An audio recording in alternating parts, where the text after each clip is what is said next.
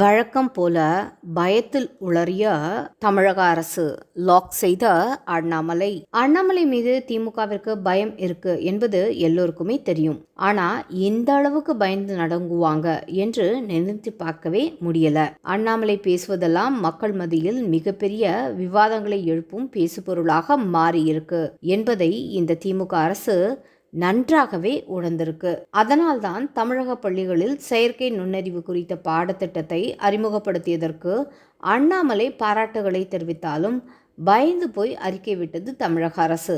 காரணம், அந்த பாராட்டிலும் அண்ணாமலை தன் ஸ்டைலில் ஒரு குட்டு வைக்க தவறல.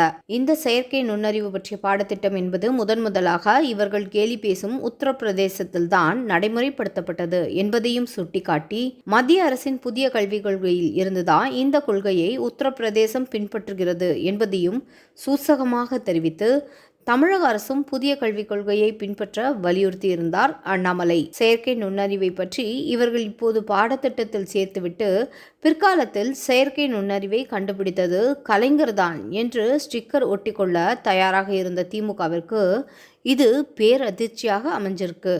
உடனே அண்ணாமலைக்கு பதிலடி கொடுக்கிறேன் பேர்வழி என்று அவசரமாக ஒரு அறிக்கை கூட வெளியிடப்பட்டது.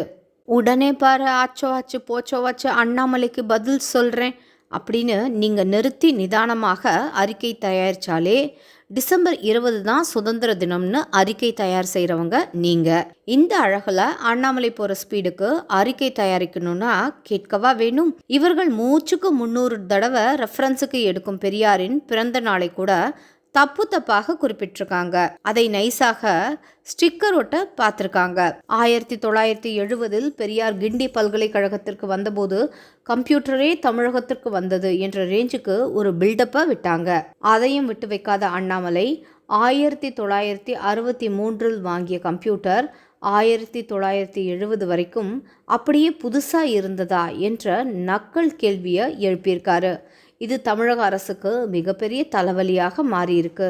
தமிழக அரசின் செய்தி மக்கள் தொடர்பு துறையே இப்படி தப்பாக செய்திகள் வெளியிட்டால் அதன் நம்பகத்தன்மையை கேள்விக்குறியாக்கி இருக்கு.